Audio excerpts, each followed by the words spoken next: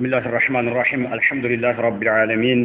والصلاة والسلام على إمام المرسلين نبينا محمد وعلى آله وصحبه أجمعين. بالله سبحانه وتعالى فقد ما حكم دفع مبالغ للعريس كمساعدة سرق لاي لمشرى كمساعدة السل مردات تبلو يميستتب جنزب بينوا من النوم.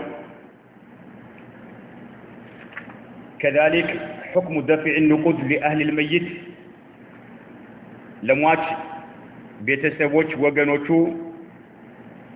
جنزب مسأت تازيا لمدرسة يدسو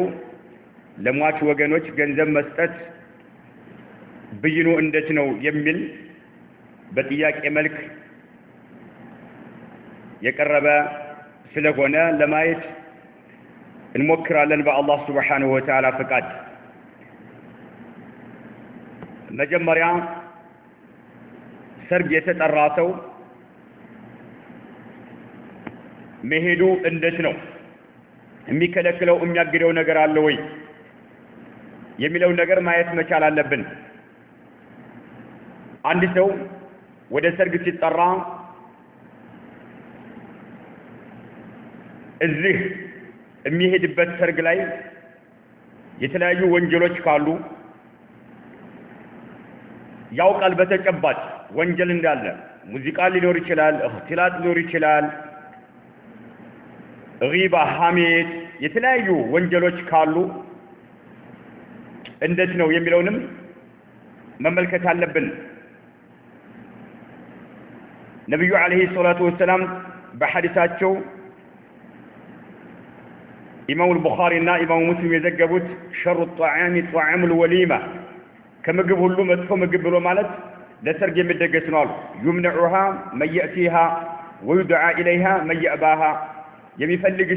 የሚፈልገው ሰው ይህን ድግሱን የሚከለከል ሲሆን የማይፈልገው ሰው የሚጠራበት ስለሆነ መጥፎ ድግስ ማለት ይሄ ነው አሉ። ወመን ለም ይጅብ ዳዕወተ ለሰርግ ግብዣ ለወሊማ ተጠርቶ እሺ ብሎ ያልሄደ ፈቀድ ዐሰ አላህ ወረሱለሁ አላህ ሱብሓነሁ ወተዓላና መልእክተኛውን በርግጥ አምጿል ብለዋል። ስለዚህ ይህንና ሌሎችን ሐዲሶች ማስረጃ በማድረግ ዑለማዎች الدعوة إلى وليمة العرس لسرق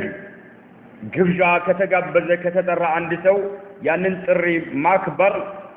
ጀማሂሩ العلماء على وجوب إجابتها ግዴታ ነው ብለዋል። መሄዱ ግዴታ ነው إلا لعذر شرعي شريعዊ የሆነ ዑذር የሚከለክለው ካለ نعم ዋጅብ አይሆንበትም። ከሰርግ ድግስ ውጭ ላለ ግን ሙናሰባት ሶግራም ይሁን ከቢራ ትልቅም ይሁን ትንሽም ለሆነ ድግስ ከሰርግ ውጭ ከተጠራ ጀማሂሩ العلماء يرون أن إجابتها مستحبة ተወዳጅ ነው ዋጅብ አይደለም ብለዋል። ሰርግ ላይ ግን በርካታዎቹ ዑለማዎች ዋጅብ ነው የሚከለክለው ነገር እስካልተከሰተ ድረስ ዋጅብ ነው። ከሰርግ ውጭ ያለን ጥሪ ማክበር ግን ሙስተሐብ ነው ብለዋል። ነገር ግን ዑለማዎች ዋጅብ ነው ሲሉ اشترطوا شروطا لإجابة الدعوة ጥሪውን ለማክበር መስፈርት አስቀምጠዋል። እነኚህ መስፈርቶች እስካልተሟሉ ድረስ لم يكن حضور الدعوة واجبا ولا مستحبا ዋጅብ የሚሆነው ላይ ዋጅብ አይሆንበትም። የሰርግ ድግስን ይመስል ሙስተሐብ ተወዳጅ ነው የሚባለውም ሌሎቹ ድግሶች ላይ መቅረብ ግዴታ አይሆንበትም ነው ካልተሟሉ። بل قد يحرم الحضور እንደውም መገኘቱ حرام ይሆንበታል መስፈርቶች ካልተሟሉ። እነኚህን الشيخ محمد بن صالح العثيمين رحمه الله تعالى القول المفيد كتنيو كتاباته لاي የኪታቡ التوحيد الشرح ላይ ጠቅሷል። ስድስት ጠቅሷል መሟላት ያለባቸው። ከስድስት መካከል አንደኛ አላ የኩነ هناك منكر في مكان الدعوة ጥሪ የተደረገበት ቦታ ላይ ሙንከር መኖር የለበትም ማለት ሙንከር ካለ ያንን ሙንከር ማስወገድ የማይችል ከሆነ حرم عليه الحضور መገኘቱ መሄዱ حرام ይሆንበታል ብለዋል። ሙንከሩን ግን ማስወገድ የሚችል ከሆነ اذا كان يستطيع ازالته ማስወገድ የሚችል ከሆነ وجب عليه الحضور ብለዋል መገኘቱ ግዴታ ይሆንበታል ስንል ሁለት ነገሮች አሉ አንደኛ ኢጃበት الدعوه ጥሪውን የሰርግ ግብዣ ጥሪ ማክበር ዋጅብ ስለሆነ ይህን ማስገኘት ስላለበት ይገኛል ሌላው ደግሞ ወተግይር المنكر ሙንከርን መቀየር ስለሚችል ማለት ነው ሁለት ነገሮች አሉና ሙንከሩን ማስወገድ የሚችል ከሆነ መገኘቱ ዋጅብ ይሆንበታል ብለዋል አሊያ ግን ማስወገድ የማይችል ከሆነ حرم عليه الحضور መገኘቱ حرام ይሆንበታል ዋጅብ ሆኖ ያለ ግን ሙንከር ነገር ካለ መገኘቱ